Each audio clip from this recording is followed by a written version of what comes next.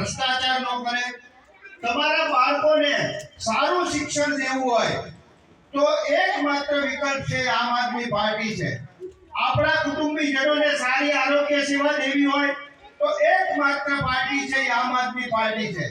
જો આપણા ગામના રોડ થઈ જવા હોય, જો આપણા ગામની ગટરો ઉભરાવી હોય, જો આપણા ગામના માળોથી ખેડૂતનું જીવન સ્તર સુધારવું હોય, આપણા સુરેન્દ્રનગરનું જીવન સ્તર સુધારવું હોય, નવી પેઢીને કઈ સારું દેવું હોય, સારો દવાખાનો હોય, સારી નિશાળો હોય, એ કરવું હોય.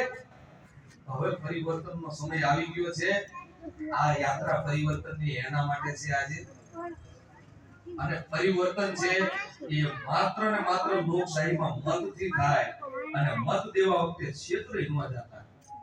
મત દેવા વખતે મામા માસી મારા જ્ઞાતિના છે કોક જગ્યાએ ખવડાવે પીવડાવે અને આમાં વાતમાં આવી ન જતા. કારણ કે આ છેતરપિંડી છે. આપણે આપણા છોકરાઓને એમના ફ્યુચરને એમના ભવિષ્યને દગો કરી રહ્યા છે. પરિવર્તન અત્યધિક આવશ્યક થઈ ગયું છે. અને મિત્રો આજે આમ આદમી પાર્ટી ચૂંટણી હોય કે ન હોય બહાર નીકળી છે. બીજા કોઈ બહાર નહોતા નીકળ્યા. ખેડૂતની કોઈ સંસ્થાઓ પણ બહાર નથી નીકળી. બિન રાજકીય સંસ્થા તમારી લડત ન કરી શકતા હોય. તમે મૂંઝવણમાં હવને પોતપોતાની ગાડી ચલાવવાની છે.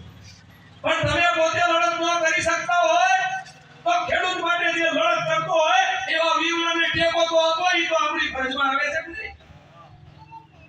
આમ આદમી પાર્ટીના એવા વિરલાઓ છે. આ વખતે સમય આવી ગયો છે કે આપણે સૌ ભેગા થઈ અને આ પંચાયતોની ચૂંટણી આવે, આ કોર્પોરેશનની ચૂંટણી આવે ત્યારે આપણે આપણા સગાવાલા બધાય આ વખતે એક પરિવર્તન લાવીએ. અને આગામી આ વખતે પરિવર્તન એમાં માત્ર બે જ રાજકીય પાર્ટી વચ્ચે હરીફાઈ છે. એક ભ્રષ્ટાચારી ભાજપ અને બીજી કટ્ટર ઈમાનદાર કેજરીવાલજીની આમ આદમી પાર્ટી. જો તમારે આમ આદમી પાર્ટીને મત આપશો તો અમારી આમ આદમી પાર્ટીની ટીમ, સુરેન્દ્રનગર જિલ્લાની ટીમ, હું, વિક્રમભાઈ, દીપકભાઈ, રમેશભાઈ, તમામ આગેવાનો તમને વચન આપીએ છીએ કે આમ આદમી પાર્ટીનો એક આગેવાન સુરેન્દ્રનગરના કમિશનર હોય, સુરેન્દ્રનગરના કલેક્ટર હોય, એમના ટેબલ ઉપર હાથ પછાડી તમારી પ્રાથમિક સુવિધાના કામ કરાવીશું. એની હું આમ આદમી પાર્ટીના પ્રમુખોને ખાતરી આપું છું, વચન આપું છું. આવનાર સુરેન્દ્રનગર મહાનગરપાલિકાની ચૂંટણીમાં સુરેન્દ્રનગરમાં 13 વોર્ડ છે. માત્ર ખેરાડીના રહેવાસીઓને પ્રાથમિક